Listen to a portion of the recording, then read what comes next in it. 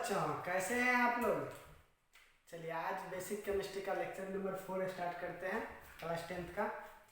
तो पिछले लेक्चर में अपना लोगों ने क्या सब देखा था कि पिछले लेक्चर में अपना लोगों ने देखे थे कि डिफरेंट एलिमेंट का इलेक्ट्रॉनिक कन्फिग्रेशन किए थे। ठीक, फिर उस एलिमेंट का इलेक्ट्रॉनिक कन्फिग्रेशन करने के बाद इनर्ट गैस का भी इलेक्ट्रॉनिक कन्फिग्रेशन किए थे। और इनर्ट गैस कौन कौन है अपने पास? इनर्ट गैस है कौन कौन? हीलियम, नियॉन, आर्गन, क्रिप्टन, जेनन और रेडन, ये सभी इनर्ट गैस है। और इसका अपना लोगों ने इलेक्ट्रॉनिक कन्फिग्रेशन भी किया था। तो इलेक्ट्रॉनिक कन्फिग्रेशन करने के बाद हीलियम के वैलेंस सेल में, किसमें? वैलेंस सेल में। ठीक है, वैलेंस सेल क्या होता है? किसको बोलते हैं valence shell? Yes, outermost shell को, आउटर मोस्ट सेल को या फिर आउटरमोस्ट ऑर्बिट को। ठीक, वैलेंस सेल किसको बोलते हैं? आउटरमोस्ट सेल या आउटरमोस्ट ऑर्बिट। ठीक, जैसे कि मान लीजिए कोई सा भी एलिमेंट का एटम है और उसका ये देखिए, एटम को तो ऐसे ही बनाते हैं, ये उसका ये ऑर्बिट, पहला ऑर्बिट, फिर ये दूसरा ऑर्बिट, फिर ये तीसरा, नहीं ये फर्स्ट ऑर्बिट कौन सा ऑर्बिट है? n बराबर 1। ये कौन सा है? n बराबर 2। और ये कौन सा है? n बराबर 3। नहीं, और मान लीजिए ये फोर्थ ऑर्बिट है। कौन सा ऑर्बिट है? Fourth orbit. तो जैसे मान लीजिए ये कौन सा है? k, ये l, ये m और ये n। तो यहाँ पर आउटरमोस्ट ऑर्बिट कौन सा है? यस, ये n बराबर 4 n। यहाँ पे ये क्या है? ये कौन सा ऑर्बिट है? ये है वैलेंस सेल या फिर आउटरमोस्ट ऑर्बिट। तो वही बता रहे हैं कि हीलियम का जब इलेक्ट्रॉनिक कन्फिग्रेशन किए थे तो हीलियम के आउटरमोस्ट ऑर्बिट में कितना इलेक्ट्रॉन आया था? 2। कितना आया था? 2। तो आप बोलिएगा सर इसके पास तो एक ही ऑर्बिट है। तो एक ही ऑर्बिट है तो वही तो आउटरमोस्ट ऑर्बिट है ना इसके लिए। चलिए, फिर नियॉन, आर्गन, क्रिप्टन, जेनन और रेडन, इन सब का जब इलेक्ट्रॉनिक कन्फिग्रेशन किए थे तो इन सब के आउटरमोस्ट ऑर्बिट में कितना इलेक्ट्रॉन आया था?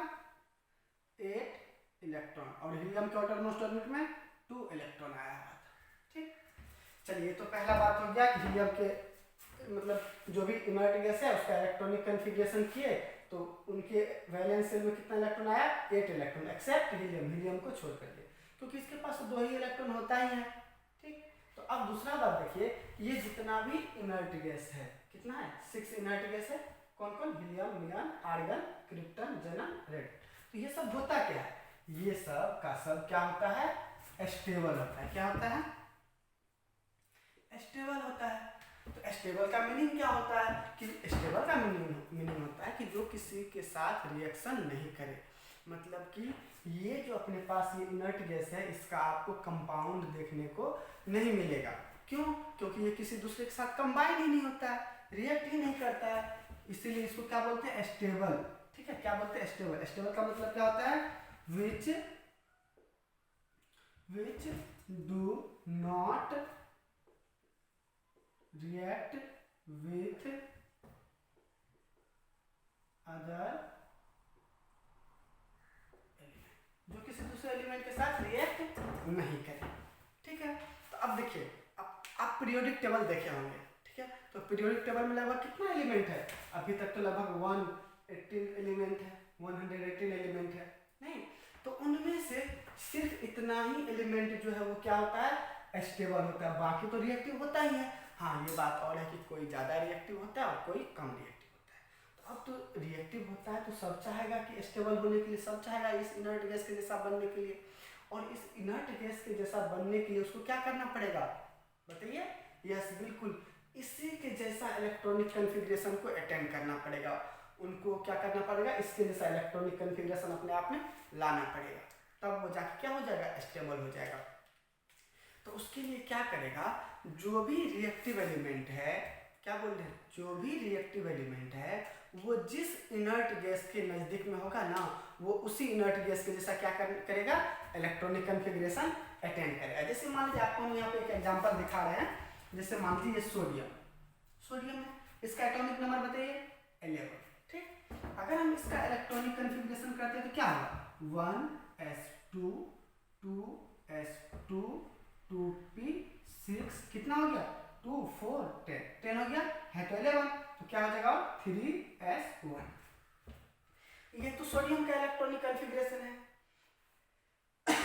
अब ये बताइए क्या इसके वैलेंस सेल का मतलब सबसे बाहर वाला सेल, ठीक है, यहाँ पर सॉरी ये जो n का वैल्यू है ये मैक्सिमम होना चाहिए। जैसे यहाँ पर n का वैल्यू मैक्सिमम 4 है, इसको अपना लोग वैलेंस सेल बोल दिए। उसी तरह यहाँ पर देखिए n का वैल्यू यहाँ पे 1 है, यहाँ पर 2 है, इसका मतलब ये तो नहीं हुआ। ये देखते हैं 2 2 लेकिन यहाँ पे 3 है, मतलब अभी जो वैलेंस सेल है वो कौन सा है, ये है वैलेंस सेल। वैलेंस सेल कौन सा है, तीसरा, नहीं वैलेंस सेल कौन सा है, तीसरा। और तीसरा कौन सा होता है, KLM। ये कौन सा है वैलेंस सेल, M है यहाँ पर। मतलब सोडियम के केस में ये M जो है वैलेंस सेल है, M सेल को ही वैलेंस सेल बोलेंगे। और उस वैलेंस सेल में जो इलेक्ट्रॉन है वो कितना इलेक्ट्रॉन है, बताइए कितना इलेक्ट्रॉन है, 1। तो लेकिन स्टेबल होने के लिए वैलेंस सेल में कितना इलेक्ट्रॉन होना चाहिए, तो देखिए ना कि किसके नजदीक है। देखिए ना सोडियम का एटॉमिक नंबर 11 और नियॉन का एटॉमिक नंबर 10। इसका मतलब ये सोडियम नियॉन के नजदीक में है। तो नियॉन का इलेक्ट्रॉनिक कॉन्फ़िगरेशन क्या होता है, बताइए नियॉन का इलेक्ट्रॉनिक कॉन्फ़िगरेशन क्या होगा, 1s2 2s2 2p6। देखिए 2 4 6 10 हो गया। मतलब ये इलेक्ट्रॉनिक कॉन्फ़िगरेशन होना चाहिए सोडियम के पास, तब जाके सोडियम क्या हो जाएगा, स्टेबल हो जाएगा। मतलब सोडियम को स्टेबल होने के लिए नियॉन के जैसा बनना पड़ेगा, और नियॉन के जैसा बनने के लिए ये इलेक्ट्रॉनिक कॉन्फ़िगरेशन चाहिए। तो देखिए ये तो यहाँ पे दिख रहा है, यहाँ से यहाँ तक, मतलब कि इस इलेक्ट्रॉन को लूज करना पड़ेगा। क्या करना पड़ेगा, लूज करना पड़ेगा। मतलब ये थर्ड सेल में जो इलेक्ट्रॉन है, M सेल में जो इलेक्ट्रॉन है उसको क्या करना पड़ेगा, लूज करना पड़ेगा, तब जाके सोडियम किसके जैसा हो जाएगा, नियॉन के जैसा। तो अब देखते हैं कि सोडियम ये इलेक्ट्रॉन लूज करके इसके जैसा बनेगा। मतलब ये सोडियम क्या करेगा, देखिए यहाँ पे ये सोडियम है, ये क्या करेगा सॉरी, ये सोडियम एक इलेक्ट्रॉन को लूज करेगा, और जैसे ही एक इलेक्ट्रॉन को लूज करेगा तो अब क्या हो जाएगा, यहाँ पे देखिए Na। अब देखते हैं इस पे कौन सा चार्ज आता है। वैसे मैं आपको बता दूं कि इलेक्ट्रॉन लूज करने पर पॉजिटिव चार्ज आता है। क्यों, क्योंकि देखिए अभी ये न्यूट्रल है, ठीक है, न्यूट्रल, अभी इस पे कोई चार्ज नहीं दिख रहा है, न्यूट्रल है। अच्छा इसका एटॉमिक नंबर कितना है, 11। अच्छा जेड क्यों लिखे पता है ना, एटॉमिक नंबर को जेड से रिप्रेजेंट करते हैं, ठीक है। अच्छा जितना एटॉमिक नंबर होता है उतना ही तो नंबर ऑफ प्रोटॉन होता है ना, तो 11 प्रोटॉन। और चूंकि इस पे कोई चार्ज नहीं है, ये न्यूट्रल है, इसके पास इलेक्ट्रॉन भी कितना होगा, 11। और आप जानते हैं कि प्रोटॉन पे कौन सा चार्ज, पॉजिटिव चार्ज, और इलेक्ट्रॉन पे कौन सा चार्ज, निगेटिव चार्ज, बिल्कुल जानते हैं। अच्छा यहाँ पर ये क्या कर रहा है, इसका सोडियम है तो एटॉमिक नंबर तो इसका भी कितना होगा, 11। अब प्रोटॉन तो लूज कर नहीं सकता, क्यों, क्योंकि प्रोटॉन तो सेंटर में होता है, न्यूक्लियस में होता है, यहाँ से बाहर निकलना बहुत मुश्किल है। नहीं, प्रोटॉन कहाँ पर होता है, न्यूक्लियस में ना। अच्छा न्यूक्लियस में प्रोटॉन के साथ साथ और कौन होता है, यस न्यूट्रॉन होता है। तो प्रोटॉन कहाँ पे है, न्यूक्लियस हो, तो प्रोटॉन तो लूज किया नहीं होगा, इसका मतलब प्रोटॉन भी यहाँ पे कितना होगा, 11 होगा, ठीक। दूसरा बात, एक इलेक्ट्रॉन लूज कर लिया है तो यहाँ पर इलेक्ट्रॉन का संख्या कितना बच गया, 10। अब सोचिए आप ही कि प्लस है 11, प्लस कितना है 11, अब माइनस वाला कितना है 10, तो ओवरऑल प्लस वाला कितना, एक ज्यादा है, इसीलिए इस पे एक प्लस आया। पता चला आपको ये, हाँ। अब आप ये कह सकते हैं कि ये जो है ये Na+, ये किसके जैसा है, ये नियॉन के जैसा है। अब ये Na+ क्या हो चुका है, ये स्टेबल हो चुका है। क्या हो चुका है, स्टेबल हो चुका है, ठीक है। चलिए तो मतलब सोडियम को नियॉन के जैसा बनने के लिए एक इलेक्ट्रॉन लूज करना पड़ रहा है, और जैसे ही सोडियम एक इलेक्ट्रॉन लूज कर रहा है तो उस पर क्या आ जा रहा है, पॉजिटिव चार्ज आ जा रहा है, ठीक है। तो मतलब Na+। अब एक बात मैं आपको और बता दूं कि ये जो सोडियम है, ठीक है, इस पर तो कोई चार्ज नहीं है, और कोई चार्ज नहीं रहता है तो किसी भी एलिमेंट के सिंबल को हम क्या बोलते हैं, एटम बोलते हैं। तो इसको क्या बोलेंगे, सोडियम एटम बोलेंगे, सोडियम एटम बोलेंगे, और क्योंकि इस पर कोई चार्ज नहीं है। अच्छा यहाँ पर सोडियम पे क्या है, पॉजिटिव चार्ज है, क्या है, पॉजिटिव चार्ज है। तो अगर किसी भी एटम पर कोई चार्ज हो, ठीक है, चाहे वो पॉजिटिव चार्ज हो या फिर निगेटिव चार्ज हो, तो उसको अपने हम क्या बोलते हैं, आयन बोलते हैं। क्या बोलते हैं, आयन बोलते हैं। तो इसको क्या बोलेंगे, बोलेंगे सोडियम आयन बोलेंगे। क्या बोलेंगे, सोडियम आयन बोलेंगे। ठीक है, तो चलिए अभी आप देख लिए इस इनर्ट गैस के अलावा किसी भी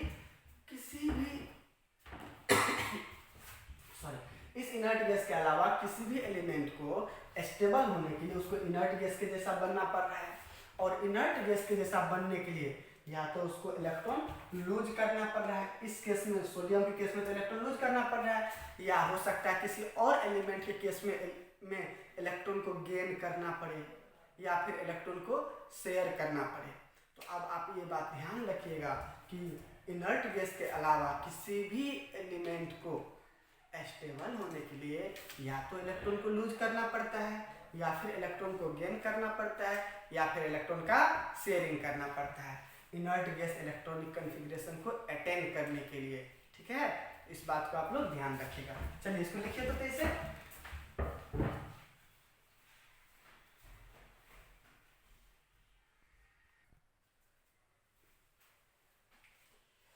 तो चलिए अब आगे बढ़ते हैं।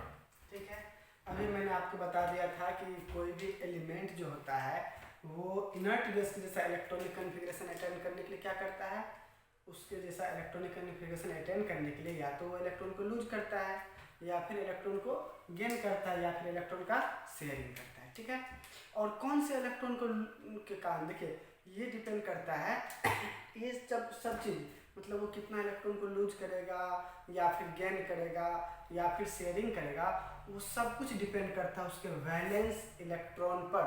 क्या बोल रहे हैं, उसके वैलेंस इलेक्ट्रॉन पर। और वैलेंस इलेक्ट्रॉन क्या होता है, आउटर मोस्ट ऑर्बिट या फिर आउटर मोस्ट सेल में जो इलेक्ट्रॉन प्रेजेंट रहता है उसको क्या बोलते हैं, वैलेंस इलेक्ट्रॉन। तो चलिए अब देखते हैं डिफरेंट एलिमेंट में क्या क्या वैलेंस इलेक्ट्रॉन हो सकता है। ये देखिए यहाँ पर है, ये सब देखिए ये क्या है, वैलेंस इलेक्ट्रॉन। ये क्या है, वैलेंस इलेक्ट्रॉन।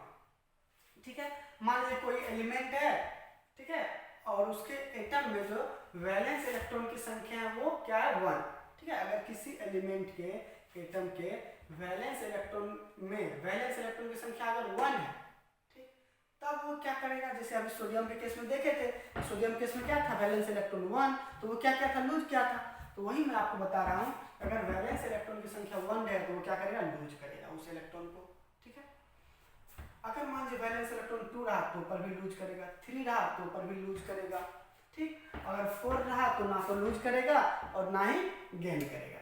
ठीक है, उसके बाद देखिए 5 रहा तो 3 इलेक्ट्रॉन को गेन करेगा ताकि उसके आउटर मोस्ट में कितना हो जाए, 8 इलेक्ट्रॉन हो जाए। देखिए 5 पहले से है और 3 को क्या कर रहा है, गेन कर रहा है, तो 8 हो जाएगा। तो ठीक है, 6 पहले से है वैलेंस सेल में वैलेंस इलेक्ट्रॉन और 2 गेन कर रहा है तो कितना हो जाएगा, 8 हो जाएगा। 7 पहले से और 1 गेन कर रहा है तो 8 हो जाएगा।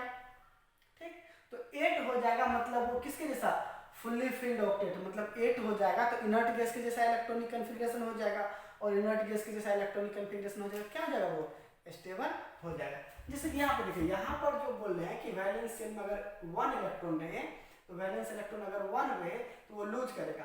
इसलिए लूज करेगा क्योंकि जब वैलेंस सेल में 1 इलेक्ट्रॉन है ना तो उसी टाइम उसके पहले वाले सेल में, मतलब जैसे मान लीजिए वैलेंस सेल में 1 इलेक्ट्रॉन है तो उससे पहले वाले सेल में 8 इलेक्ट्रॉन ही होगा।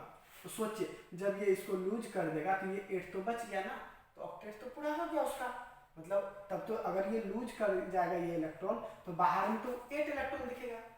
ठीक, क्योंकि जब ये इलेक्ट्रॉन लूज हो जाएगा तो वो ऑर्बिट में गायब हो जाएगा। ठीक, तो ऑक्टेट तो पहले ही पूरा हो गया। नहीं, जैसे मान लीजिए 2 इलेक्ट्रॉन जब वैलेंस सेल में होगा तो उससे पहले वाले सेल में 8 इलेक्ट्रॉन होगा, तो जब ये इसको लूज कर देगा तो यही ना बचेगा, तो ऑक्टेट तो हो ही गया। समझ गए बात को। अगर मान लीजिए वैलेंस सेल में 3 इलेक्ट्रॉन है तो उससे पहले वाले सेल में कितना होगा, 8 इलेक्ट्रॉन होगा। जैसे ही ये इसको लूज करेगा तो वो ऑर्बिट गायब और ये कितना हो जाता है, आउटर मोस्ट ऑर्बिट ये बन जाएगा और उसमें 8 पहले से है तो वो स्टेबल हो ही जाता है। ठीक, चलिए जैसे मान लो सोडियम केस में आपको दिखाए थे ना कि सोडियम है तो इसकी कितना है, 2 8 और 1। देखिए अगर ये गायब हो गया तो यही ना बचा, तो पहले से उसमें 8 है तो ऑक्टेट तो उसका पूरा हो गया। वही बोल रहे हैं कि जब वैलेंस इलेक्ट्रॉन जब कितना रहेगा, 1 रहेगा, 2 रहेगा या फिर 3 रहेगा, तो वो क्या करेगा, लूज करेगा। ठीक है, और लूज करेगा तो उस पर कौन सा चार्ज आएगा बताइए, इलेक्ट्रॉन को लूज कर रहा है, माइनस को लूज कर रहा है, माइनस दूर जा रहा है उससे। ठीक है, इलेक्ट्रॉन का डिफिशियंसी हो रहा है लूज करने पर, तो इलेक्ट्रॉन दूर जा रहा है, माइनस दूर जा रहा है, नहीं तो उस पर कौन सा चार्ज आएगा, ओवरऑल पॉजिटिव चार्ज। तो उस एलिमेंट को हम क्या बोलेंगे, इलेक्ट्रो पॉजिटिव एलिमेंट बोलेंगे। ठीक है, क्योंकि ओवरऑल उस पर तो पॉजिटिव चार्ज आ रहा है, जैसे ही इलेक्ट्रॉन दूर जाएगा तो पॉजिटिव चार्ज आएगा, उसको हम क्या बोलेंगे, इलेक्ट्रो पॉजिटिव एलिमेंट। ठीक है, अब सोचिए कोई एलिमेंट इलेक्ट्रॉन को गेन कर रहा है, निगेटिव को गेन कर रहा है, तो ओवरऑल उस पर कौन सा चार्ज आ रहा है, निगेटिव चार्ज आ रहा है। तो निगेटिव चार्ज आएगा तो क्या बोलेंगे उसको, हम उसको बोलेंगे क्या चीज, इलेक्ट्रो निगेटिव एलिमेंट। क्या बोलेंगे, इलेक्ट्रो निगेटिव एलिमेंट। ठीक, अब मान लीजिए पहले से ही वैलेंस शेल में 8 इलेक्ट्रॉन है, तो उसका तो ऑक्टेट पूरा है। देखिए वैलेंस शेल में अगर 8 इलेक्ट्रॉन रहता है तो उसको बोलते हैं ऑक्टेट। ठीक है, मतलब वो स्टेबल है, मतलब वो इनर्ट गैस के जैसा है, तो वो रिएक्ट तो करेगा नहीं, तो कौन सा एलिमेंट है, वो इनर्ट गैस है। ठीक है, अब देखिए अगर चार्ज रहा तो ना तो लूज करेगा ना तो गेन करेगा, तो क्या करेगा, वो शेयरिंग करेगा। क्या करेगा, शेयरिंग करेगा, शेयरिंग करेगा और शेयरिंग करेगा। ठीक है, तो मेटा। अब देखिए जो इलेक्ट्रोपॉजिटिव था, मतलब इलेक्ट्रॉन लूज करने का जो टेंडेंसी होता है ना, वो मेटल में होता है। आप लोगों का अगला चैप्टर है, मतलब 3rd चैप्टर है मेटल नॉन मेटल, तो उसमें बताएंगे कि जिसमें इलेक्ट्रॉन लूज करने का टेंडेंसी होता है उसको क्या बोलते हैं, मेटल, और जिसमें इलेक्ट्रॉन गेन करने का टेंडेंसी होता है उसको क्या बोलते हैं, नॉन मेटल। ठीक है, चलिए तो अब एक चीज और, ये देखिए जब ये एक इलेक्ट्रॉन लूज किया था तो इसका वैलेंसी हो गया था 1, 2 इलेक्ट्रॉन लूज किया तो उसका वैलेंसी हो गया 2, 3 इलेक्ट्रॉन लूज किया उसका वैलेंसी हो गया 3। अब देखिए गेन किया, 3 इलेक्ट्रॉन गेन किया तो इसका वैलेंसी हो गया 3, 2 इलेक्ट्रॉन गेन किया तो वैलेंसी 2, 1 इलेक्ट्रॉन गेन किया तो वैलेंसी 1। ठीक है, इसका मतलब आप ये कह सकते हैं कि कोई भी एटम जितना नंबर ऑफ इलेक्ट्रॉन लूज करे या फिर जितना नंबर ऑफ इलेक्ट्रॉन गेन करे या फिर शेयरिंग करे, तो उसको हम क्या बोलेंगे, उसका वैलेंसी बोलेंगे। वही तो लिखे हैं कि the number of electrons which an atom can gain, ठीक, लूज या फिर शेयर, तो उसको हम क्या बोलेंगे, उसका वैलेंसी बोलेंगे। चलिए आपको ये समझ में आ गया होगा, इसको आप लिख लीजिए। और अब आपका काम है, आप क्या कीजिएगा, 1 से 30 तक के एलिमेंट का इलेक्ट्रॉनिक कॉन्फ़िगरेशन कीजिएगा। ठीक है, और इलेक्ट्रॉनिक कॉन्फ़िगरेशन करने के बाद आप ये देखिएगा कि वो एटम कितना इलेक्ट्रॉन लूज कर सकता है, कितना इलेक्ट्रॉन गेन कर सकता है। ठीक है, मतलब आपको ओवरऑल ये भी पता करना है कि उसका वैलेंस इलेक्ट्रॉन क्या है, वैलेंस शेल क्या है, कितना लूज करेगा तो उसका वैलेंसी क्या होगा, कितना गेन करेगा तो उसका वैलेंसी क्या होगा। मतलब ओवरऑल आपको 1 से 30 तक के एलिमेंट का वैलेंसी पता करना है। ठीक है, चलिए इसको लिखिए और फिर कुछ एलिमेंट का हम यहाँ पे वैलेंसी लिख दे रहे हैं और उसको आप चेक करिए कि ये वैलेंसी जो हम लिखे हैं वो सही लिखे हैं या गलत लिखे हैं इलेक्ट्रॉनिक कॉन्फ़िगरेशन करके। चलिए ठीक है, इसको आप लोग लिखिए तेज से।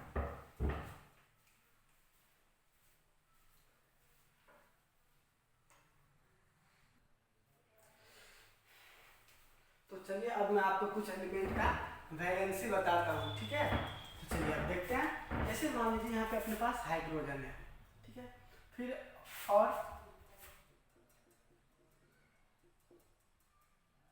ठीक है, ये सब एलिमेंट है, ये क्या है, हाइड्रोजन, फिर लिथियम, सोडियम, पोटेशियम। इसका वैलेंसी क्या होता है, इसका होता है प्लस प्लस प्लस और प्लस। ठीक है, यहाँ पर जो एक प्लस लिखे हैं इसका मतलब हुआ कि इसका वैलेंसी कितना होता है, +1 होता है। ठीक है, इसका वैलेंसी कितना होता है, +1 होता है। इसको आपको खुद चेक करना है कि इसका वैलेंसी +1 क्यों होता है। और आप कैसे चेक कीजिएगा, बस इसका एटॉमिक नंबर आपको पता ही होगा कि हाइड्रोजन का एटॉमिक नंबर कितना होता है, 1, लिथियम का एटॉमिक नंबर 3, सोडियम का एटॉमिक नंबर 11, पोटेशियम का एटॉमिक नंबर 19। ठीक है, आपको तो एटॉमिक नंबर पता है, तो आप क्या कीजिएगा, इसका इलेक्ट्रॉनिक कॉन्फ़िगरेशन कीजिएगा और फिर ये देखिएगा कि इसके वैलेंस शेल में कितना इलेक्ट्रॉन है, तो उसके हिसाब से आप देख लीजिएगा कि ये लूज करेगा या गेन करेगा। देखिए कैसे, अगर वैलेंस सेल में 1 से लेकर के 3 तक इलेक्ट्रॉन रहेगा, या वैलेंस सेल में जो इलेक्ट्रॉन रहेगा 1 रहेगा, 2 रहेगा या फिर 3 रहेगा, तो वो क्या करेगा, लूज करेगा। फिर उसके बाद 5, 6 और 7 रहेगा तो वो क्या करेगा, गेन करेगा। तो वो तो आप देख लीजिएगा, ठीक है। तो चलिए ये आप खुद से चेक कीजिएगा कि इसका +1 कैसे हुआ है। चलिए और भी आपको बता दें, ये तो इसका क्या हुआ, ये सब क्या है, +1 वाला, ठीक है। उसके बाद आप देखिए,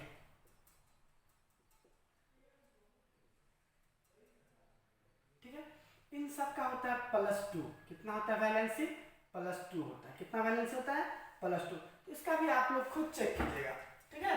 आप इसका एटॉमिक नंबर आप बुक में देख लीजिएगा, उसके बाद आप क्या कीजिएगा, इसका इलेक्ट्रॉनिक कन्फिग्रेशन कीजिएगा और फिर चेक कर लीजिएगा कि इसका +2 कैसे होगा, ठीक है। फिर आप देखिए इन सब का जो इलेक्ट्रॉनिक कन्फिग्रेशन होता है, इसका होता है +3 और इसका भी होता है +3, ठीक है। अब एक बात और आप लोग जान लीजिए, जिसका +1 वैलेंसी हो रहा है उसको बोलते हैं क्या चीज, उसको बोलते हैं मोनो वैलेंट। क्या बोलते हैं, उसको बोलते हैं मोनो वैलेंट। अब देखिए जिसका +2 हुआ है उसको बोलते हैं डाई वैलेंट, और इसको जिसका +3 है उसको क्या बोलेंगे, आप लोग बताइए, मोनो, डाई, तो अब क्या, ट्राई, नहीं ट्राई वैलेंट, ठीक है। तो अभी तो आपको सब प्लस वाला बता रहे थे, चलिए और प्लस वाला बता देते हैं आपको। देखिए ये NH4, इस पे एक प्लस आता है, ठीक है। इसको बोलते हैं क्या, अमोनियम, AMMONIUM, अमोनियम।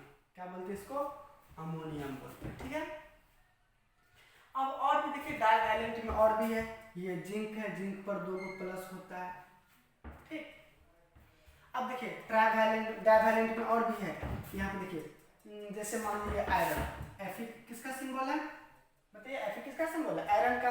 तो Fe का जो होता है ना, 2 वैलेंस होता है, एक होता है +2 और एक होता है +3, ठीक है।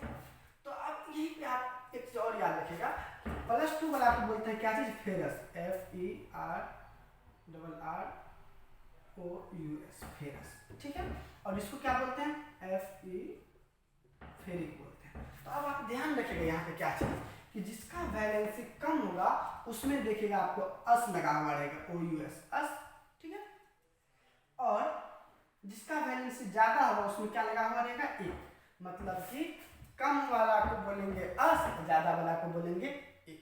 जैसे एक और एग्जांपल में आपको बता रहे हैं, जैसे मान लीजिए कॉपर, कॉपर का भी वेरिएबल वैलेंसी होता है, मतलब एक से ज्यादा वैलेंसी होता है, एक होता है +1 वाला और एक होता है +2 वाला।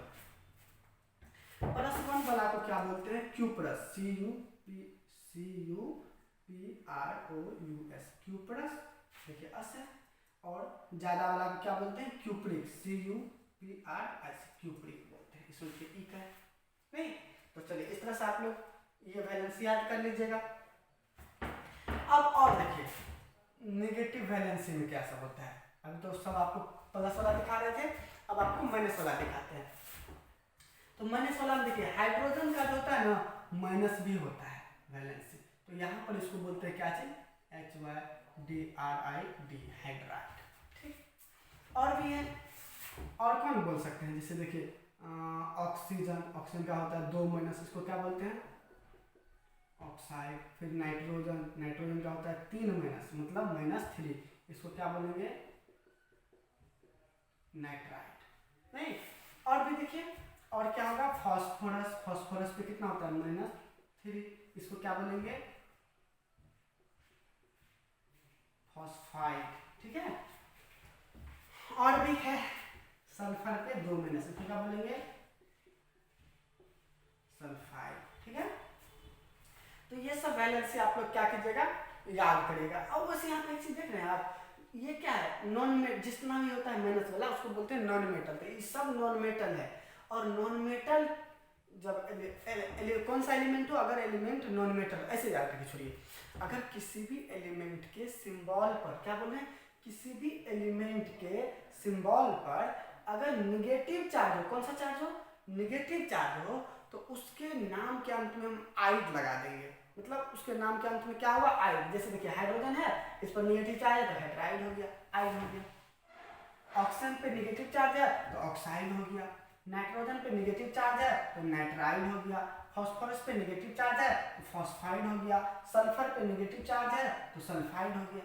नहीं, तो अगर किसी भी एलिमेंट के सिंबल पर नेगेटिव चार्ज हो तो उसमें हम क्या लगाएंगे, नाम के अंत में आइड लगा देंगे। उसके नाम के अंत में क्या रहेगा, आइड रहेगा। ठीक है, चलिए और भी आपको वैलेंसी बता रहे हैं। जैसे ये देखिए CO3 पर 2 माइनस होता है, इसको क्या बोलते हैं पता है? यस, पता होगा आप लोग को, कार्बोनेट बोलते हैं। क्या बोलते हैं?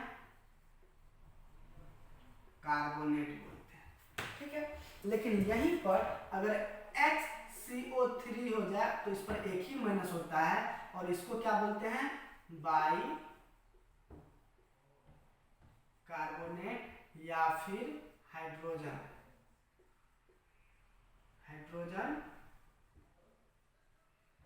कार्बोनेट। क्या बोलते हैं, बाई कार्बोनेट या फिर हाइड्रोजन कार्बोनेट बोलते हैं। शायद नहीं दिख रहा होगा, आप लोग लिख लीजिएगा। क्या बोल रहे हैं, HCO3 पे एक माइनस होगा तो उसको क्या बोलेंगे, बाई कार्बोनेट या फिर hydrogen carbonate, HYDROGEN, hydrogen carbonate बोलेंगे। ठीक है, नहीं दिख रहा होगा तो उसको लिख लीजिएगा। HCO3 पर एक माइनस होगा तो बाई कार्बोनेट या फिर हाइड्रोजन कार्बोनेट बोलेंगे उसको। चलिए इतना लिखिए, फिर और बताते हैं। इसको आप लोग याद कर लीजिएगा फाइनली। ठीक है, चलिए इसको लिखिए आप लोग कैसे।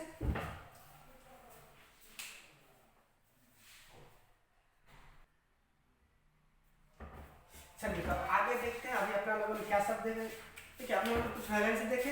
जैसे ये देखिए CO3 पर 2 माइनस है तो इसको क्या बोलेंगे बताइए, कार्बोनेट बोलेंगे। क्या बोलेंगे इसको, कार्बोनेट बोलेंगे। नहीं, उसी तरह मान लीजिए यहाँ पे HCO3 पर एक माइनस हो तो इसको क्या बोलेंगे, कार्बोनेट बोलेंगे। मतलब कि यहाँ पर CO3 का वैलेंसी 2 है और HCO3 का वैलेंसी 1 है। थोड़ा सा देखिए यहाँ पे एक बात मैं बता दूं कि HCO3 का वैलेंसी 1 क्यों, क्योंकि यहाँ पे एक तो H प्लस वाला आ गया था ना। देखिए CO3 के पास वैलेंसी 2 है, यहाँ पर एक प्लस वाला आ जाएगा तो एक प्लस और एक माइनस तो गायब हो जाएगा, तो एक ही माइनस बचेगा। इसीलिए यहाँ पर एक प्लस वाला आ गया तो एक माइनस यहाँ से गायब हो गया था। इसको क्या बोलेंगे, बाइकार्बोनेट या फिर हाइड्रोजन कार्बोनेट। ठीक है, क्या बोलेंगे, बाइकार्बोनेट या फिर हाइड्रोजन कार्बोनेट। चलिए उसी तरह और देखिए यहाँ पे SO4 पर 2 माइनस है। कितना माइनस है, 2 माइनस है। इसको क्या बोलते हैं, इसको बोलते हैं क्या चीज, सल्फेट, SULPHAT, सल्फेट बोलते हैं। क्या बोलते हैं इसको, सल्फेट। ठीक है, उसी तरह यहाँ पर और देखिए SO3 पर 2 माइनस है, इसको क्या बोलते हैं, इसको बोलते हैं सल्फाइड। क्या बोलते हैं, सल्फाइड। तो यहाँ पर देखिए इसके साथ अगर H लग जाएगा तो इसको बोलेंगे क्या चीज, बाइसल्फेट। और इसके साथ H लग जाएगा तो क्या बोलेंगे उसको हम, बाई सल्फाइड। ठीक है, आप यहाँ पे ये भी बोल सकते हैं, हाइड्रोजन सल्फेट भी बोल सकते हैं इसको और हाइड्रोजन सल्फाइड भी बोल सकते हैं। ठीक है, चलिए और भी आपको बता दें कि यहाँ पर अगर NO3 इस पर एक ही माइनस चार्ज होता है, इसको क्या बोलते हैं, नाइट्रेट बोलते हैं। क्या बोलते हैं, नाइट्रेट बोलते हैं। और एक ये है NO2, इस पर एक माइनस होता है तो इसको बोलते हैं क्या चीज, NITRIT, नाइट्राइट बोलते हैं। क्या बोलते हैं, नाइट्राइट बोलते हैं। ठीक है, चलिए एक और चीज देख लेते हैं यहाँ पे PO4 पर 3 माइनस है तो इसको क्या बोलते हैं, फॉस्फेट बोलते हैं। क्या बोलते हैं, फॉस्फेट बोलते हैं। ठीक है, और एक चीज CN पर एक माइनस है तो इसको बोलते हैं साइनाइड बोलते हैं। क्या बोलते हैं, साइनाइड। चलिए इतना काफी है। अच्छा चलिए थोड़ा सा और ये बता देते हैं, ये अगर मान लीजिए फ्लोरीन पर एक माइनस हो उसको बोलते हैं क्या चीज, फ्लोराइड। क्लोरीन पर एक माइनस हो तो उसको क्या बोलते हैं? क्लोराइड। ब्रोमीन पर एक माइनस हो तो उसको क्या बोलते हैं? ब्रोमाइड। आयोडीन पर एक माइनस हो तो उसको क्या बोलते हैं? आयोडाइड। ठीक है, चलिए इतना काफी है और आप लोग को आगे चैप्टर बाय चैप्टर बताते जाएंगे। तो चलिए अभी आप लोगों ने क्या देखा कि वैलेंसी। वैलेंसी क्या होता है? किसी भी एटम या ग्रुप ऑफ एटम पर, अभी तक तो आपको एटम बताए थे, तो किसी भी, अब देखिए वैलेंसी का क्या बोलेंगे? किसी भी एटम या फिर ग्रुप ऑफ एटम पर ओवरऑल जो चार्ज होता है ना, ओवरऑल जो भी चार्ज होता है, चाहे वो नेगेटिव चार्ज हो या फिर पॉजिटिव चार्ज हो, तो उसी नंबर ऑफ चार्ज को बोलते हैं उसका वैलेंसी। ठीक है, अच्छा पॉजिटिव चार्ज कैसे आता है? सॉरी, इलेक्ट्रॉन लॉस करने के कारण से। नेगेटिव चार्ज कैसे आता है? इलेक्ट्रॉन गेन करने के कारण से। चलिए अब यहाँ पे आपको ये डिफरेंट ये क्या है, ये सब है आयन है, उसका आपको वैलेंसी दिए हुए हैं। आप लोग क्या कीजिएगा, इसको बिल्कुल याद ही कर लीजिएगा। ये आपको हर एक चैप्टर में काम आने वाला है, चाहे वो आपका पहला चैप्टर केमिकल रिएक्शन वाला चैप्टर हो, या फिर दूसरा चैप्टर एसिड बेस हो, या तीसरा मेटल नॉन मेटल हो, कोई सा भी चैप्टर हो, ये हर एक चैप्टर में आपको यूज होने वाला है। अभी तक मैंने आपको जो भी बताया है वो आपको हर एक चैप्टर में यूज होगा, तो आप इसको बिल्कुल याद ही कर लीजिएगा। ठीक है, चलिए तो अब इसके बाद थोड़ा सा और आगे बता देते हैं, फिर इसको छोड़ देंगे इस लेक्चर को। चलिए लिखिए 23 आपको।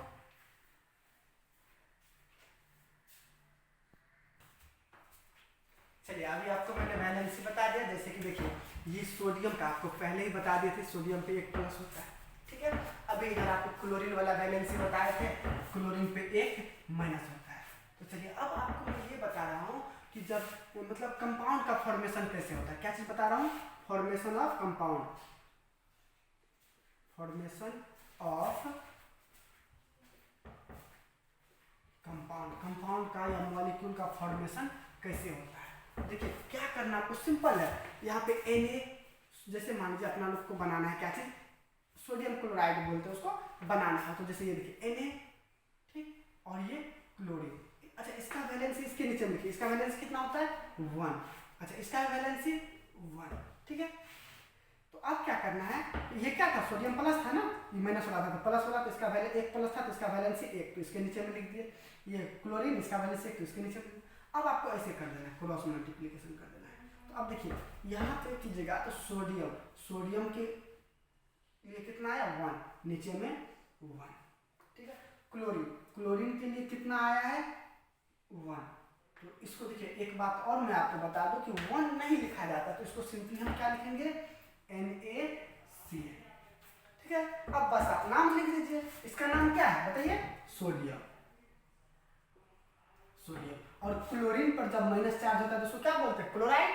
तो इसको क्या लिखेंगे? क्लोराइड। ठीक है, समझ में आया होगा। चलिए एक और बता देते हैं, जैसे मान लीजिए Al, ठीक, और SO4, इसका कितना होता है? 2 माइनस, इस पे कितना होता है? +3। इसका मतलब ये हुआ कि एल्युमिनियम का वैलेंसी कितना है? 3। इसका वैलेंसी कितना है? 2। इसको यहाँ से मिटा दें। चलिए तो अब क्या हो जाएगा? ऐसे क्रॉस मल्टीप्लिकेशन, क्या बन जाएगा? Al कितना? 2, और SO4, SO4 कितना? 3। तो SO4 पे है ना, तो इसके लिए हमको ब्रैकेट देना पड़ेगा, तब ना यहाँ पे 3। इस ब्रैकेट देने का मतलब ये हुआ कि अब पूरे के लिए, सबके लिए है। ब्रैकेट नहीं देते तो पता नहीं क्या बन जाता है। ठीक है, ब्रैकेट देना पड़ेगा यहाँ पे। तो चलिए अब इसका नाम क्या होगा? इसका नाम क्या है बताइए? Aluminium, ALU, aluminium. और SO4 का नाम क्या है? बिल्कुल बिल्कुल बिल्कुल, सल्फेट, सल्फेट। तो अब आपके पास तो बहुत सारा पॉजिटिव चार्ज वाला है आयन, बहुत सारा नेगेटिव चार्ज वाला है, तो आप क्या कीजिएगा? डिफरेंट डिफरेंट आयन को, एक प्लस वाला एक माइनस वाला कंबाइन करना है, उसको उसका नाम लिख देना है। आपको क्या करना है? एक प्लस वाला उठाना है, जितना आपको बहुत सारा बता दिया है, प्लस वाला भी बहुत सारा, माइनस वाला भी बहुत सारा। तो अब आपको क्या करना है? एक प्लस वाला उठाना है, एक माइनस वाला उठाना है, फिर उसको कंबाइन करके, जैसे यहाँ पे कंबाइन किए हैं उसी तरह कंबाइन करके उसका नाम लिख देना है। देखिए अब आपको कंपाउंड का नाम याद नहीं करना पड़ेगा, अब आप खुद से कंपाउंड का नाम बना लीजिए। कैसे? एक प्लस वाला एक माइनस वाला, और उसको कंबाइन करके कंपाउंड का बना देना है, फिर उसका नाम लिख देना है। सिंपल है। तो चलिए इसी के साथ आपका ये बेसिक का लेक्चर खत्म हो गया। अब अपना लोग अगले क्लास से चैप्टर शुरू कर देंगे और पहला चैप्टर आप लोगों का क्या है, केमिकल रिएक्शन एंड इक्वेशन। चलिए खत्म करते हैं लेक्चर को। चलिए जय हिंद, जय भारत।